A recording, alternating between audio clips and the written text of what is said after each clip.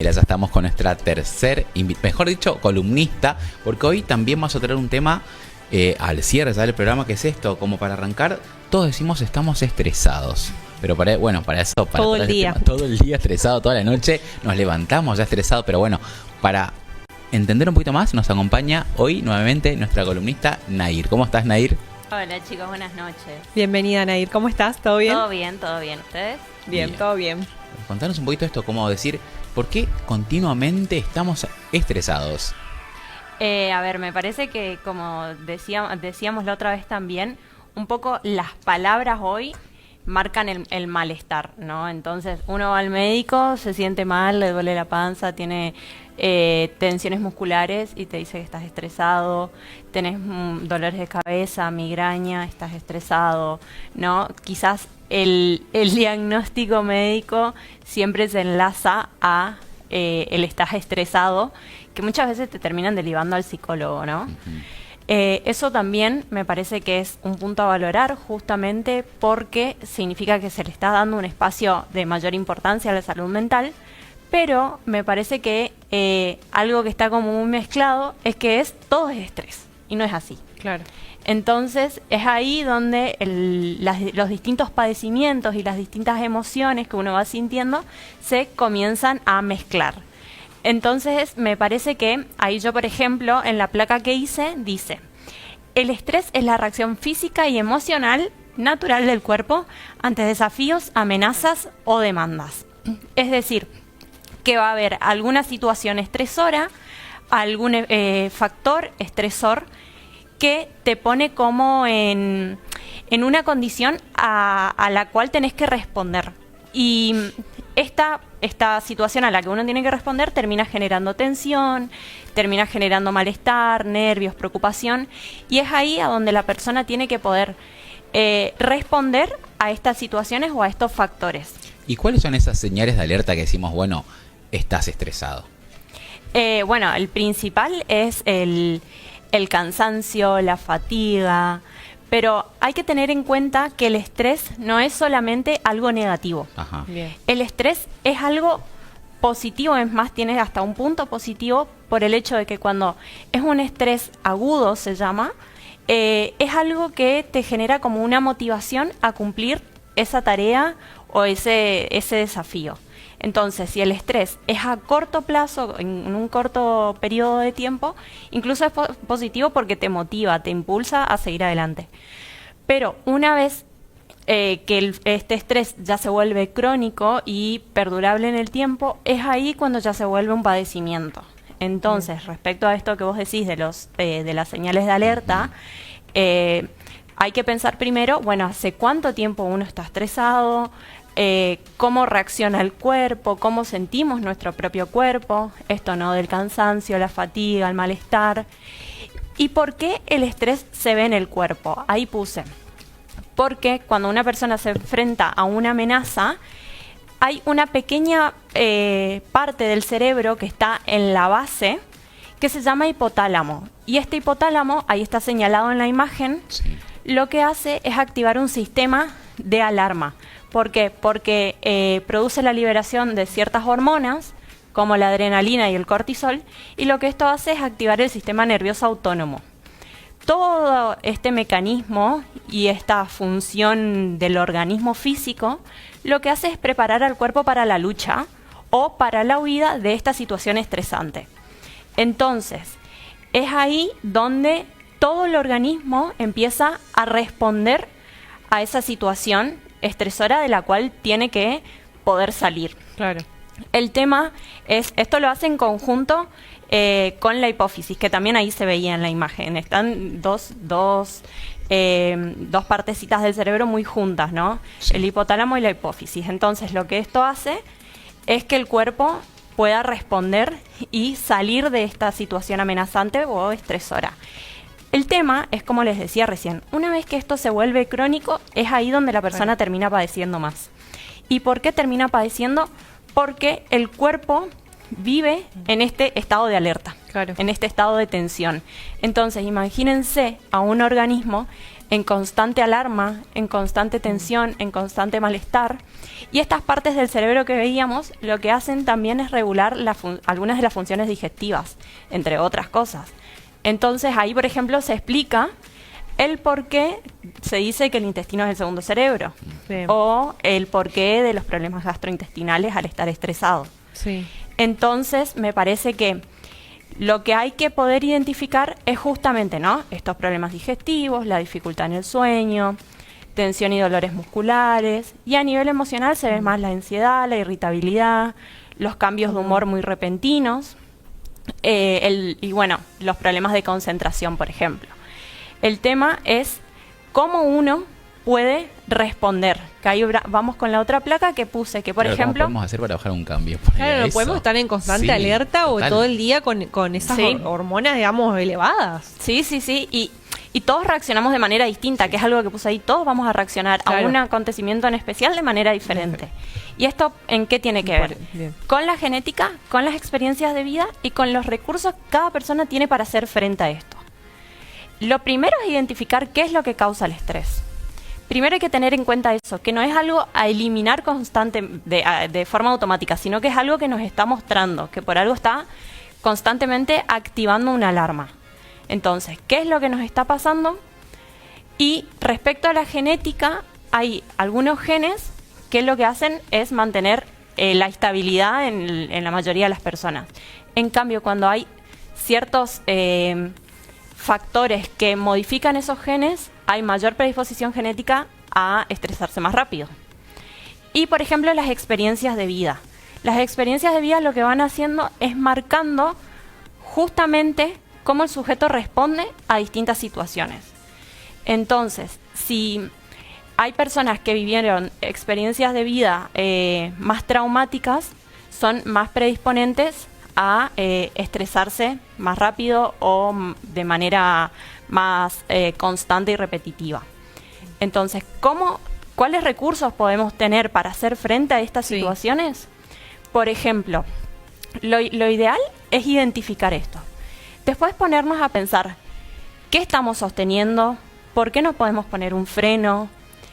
Y me parece que algo clave, unido a estos momentos de relajación que dicen en la imagen, es el poder poner límites.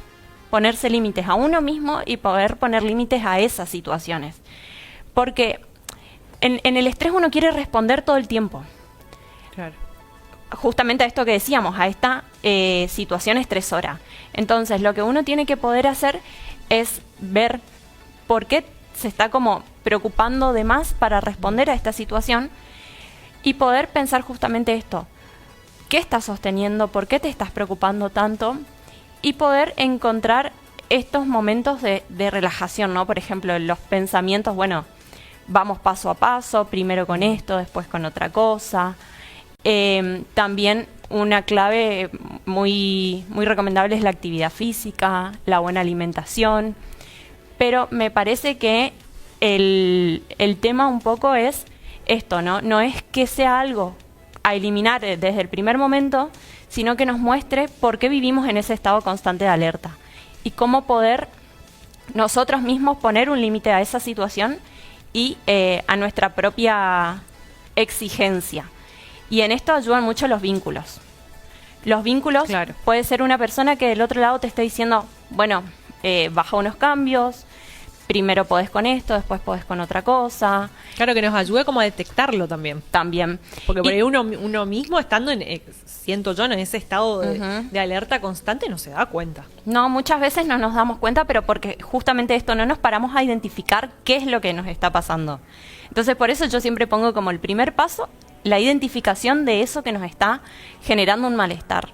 Porque no nos damos cuenta justamente de esto, porque no hay un stop de decir... Claro, por la vorágine bueno, continua. exactamente. No hay un stop de decir, bueno, paro y pienso, ¿por qué estoy estresada? ¿Qué me está molestando de esto? ¿Qué me está pasando? Y en eso es súper positivo que haya un otro enfrente que te haga ver estas situaciones y que sea un comentario que busque ayudarte, ¿no? Que no juzgue ni que te critique, sino que pueda hacerte ver de manera positiva y para también darte un envión a poder solucionar eso, pero quizás desde una posición más calmada, ¿no? Esto de ser más compasivos con uno mismo. Si no se puede todo en ese momento, y bueno, no se puede. Pero en ese punto los vínculos son alguien que, en el caso de que sean saludables y que no generen mayor exigencia, son personas que te pueden ayudar a bajar un poco esos niveles de tensión. Y otro recurso que también lo había puesto, que es muy, muy saludable, es el sentido del humor. Bien. Muchas veces el hacer chistes con uno mismo, esta frase del mis chistes, mis traumas, que está en las redes, un poco lo que hace el chiste y lo que hace el sentido del humor es bajar también las exigencias propias, bajar la tensión. O sea, está bueno. Sí, sí, porque es algo que también nos ayuda a pararnos desde otro lugar ante esta situación que la estamos padeciendo. Te permite verlo desde el lado cómico, desde el lado más gracioso, e inclusive hacer la tarea un poco más liviana. Bueno, a mí me sirve un poco porque yo en mi vida ocupo mucho el humor porque soy media graciosa. Como esto del chiste, pero es verdad, como en una situación por ahí, claramente que se dé, ¿no? Pero es verdad como que mi defensa es como usar el humor como para bajar un poco de lo que está pasando. Voy a identificar después de este Identificarlo, bloque, te vas a dar a ver cuál es mi escape sería para el... Claro, sí, tu forma de defenderte. Sí, tal cual. Sí, porque el humor lo que hace es eso.